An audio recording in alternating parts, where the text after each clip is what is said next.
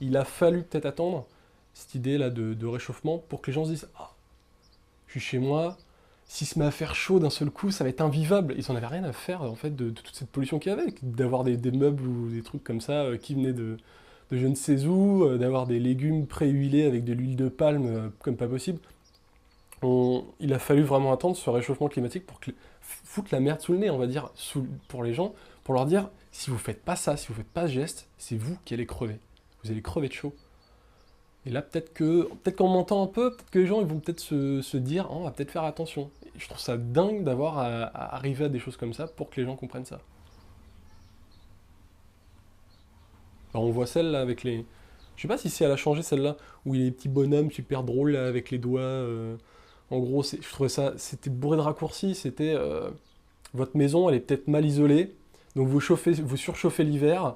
Donc la chaleur monte et vous faites tout en sorte pour le réchauffement climatique et vous attirez les foudres du climat.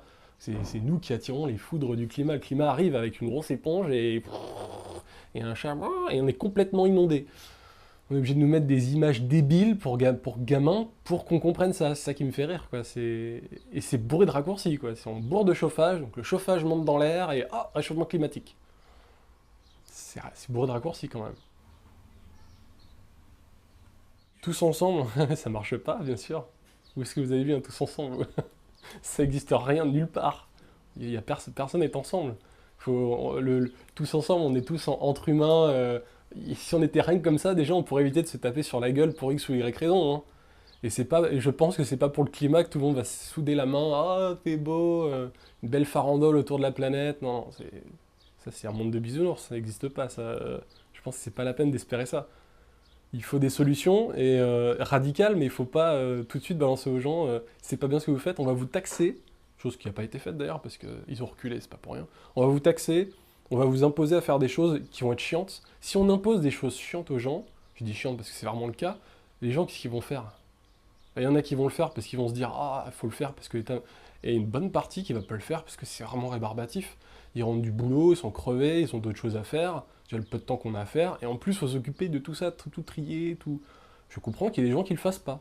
Nous on trie ici, mais on fait pas le tri hardcore. C'est-à-dire, quand je dis tri hardcore, c'est on a une bouteille, on va donner une bouteille de bière, on a le bouchon en liège, on a l'opercule en métal, on a la bouteille en verre et on a l'étiquetage en papier. Il faudrait tout déchirer, tout décoller, nettoyer la bouteille en verre, mettre ça dans le truc en verre, l'autre dans le métal, l'autre dans le papier.